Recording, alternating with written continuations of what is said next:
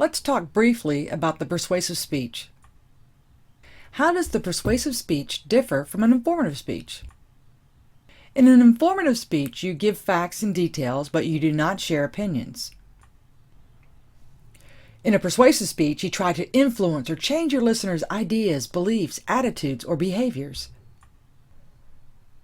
A good persuasive speaker will know the topic thoroughly and maintain high ethical standards. There are two types of persuasive speeches. One is to influence thinking. You want the audience to adopt your position. A variation of this type of persuasive speech is the speech of refutation. Here, you show the opposing view and you give reasons for why this opposing view is wrong. Sometimes it is easier to knock down a counter-argument. We see this many times in political campaigns. The second type of persuasive speech is to motivate action. You want to go beyond changing the opinion of your audience. You want them to take some form of action. Be sure that you let the audience know specifically what you want them to do. Do not merely hint or imply. Well, there are homeless people in our town, and the shelters, well, they don't have enough volunteers to help with the care of the many homeless who stay at the shelter. Don't assume the audience will take action. Tell them, I challenge you to call this afternoon and volunteer at the homeless shelter this weekend. Give contact information and an address. You want to get a response early on in the introduction. Even a person merely raising their hand is engaging in your speech. They are physically responding and psychologically contemplating your message. You may use a phone call. A director at a church asked the audience to pull out their phones and enter a phone number. Most people did as instructed and entered the phone number into their phones. Next, the director said, call this number and you will hear a recording of the times and place when the church will be building a house for Habitat for Humanity. I strongly encourage you to come and help. The church recorded a record number of volunteers for the Habitat for Humanity project. You may request your audience to sign a petition, raise their hands, sign up for something such as a bake sale, or give a written assignment. In some professions, your boss might have you write down your goals for the next year to motivate you to improve your work performance. Be sure to never pressure your listeners when asking for an action. You never want to appear as a bully. Let's look at 4 organizational patterns that work well for the persuasive speech. The motivated sequence is best used when you want your audience to take action, and it includes 5 steps. First, grab the attention of the audience. For example, imagine a man who is suffering from a terminal illness. He wakes up every day in pain. There is no medicine that will cure him, and the pain is unbearable. Second step, show a need. State a problem that needs attention. People in this condition often attempt suicide, and sometimes it goes terribly wrong.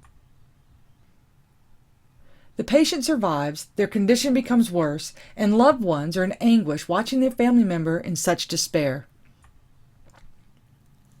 Third step, present a solution and show how it works. Euthanasia is a gentle way to help those terminally ill patients stop suffering. A doctor-assisted suicide is safe and allows the patient to pass on with dignity.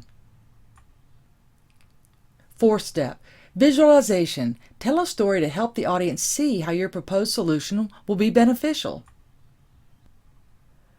Mr. Brown is terminally ill and his pain is unbearable. His wife cries at his bedside, and his daughter has a difficult time seeing her father this way. Rather than make Mr. Brown suffer for 3 or 4 months, a doctor can assist through euthanasia so the patient may end his pain and suffering with dignity.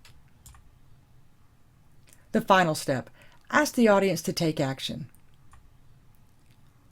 I implore you, write your congressperson and ask him or her to sign a bill into law making doctor-assisted suicide legal. One day it could be your loved one suffering needlessly. Of course, you would include sound research to support your views. A second organizational pattern proven to be effective for persuasive speeches is the problem-solution pattern. Your audience may not know that a problem exists. Show a problem exists and then offer a solution.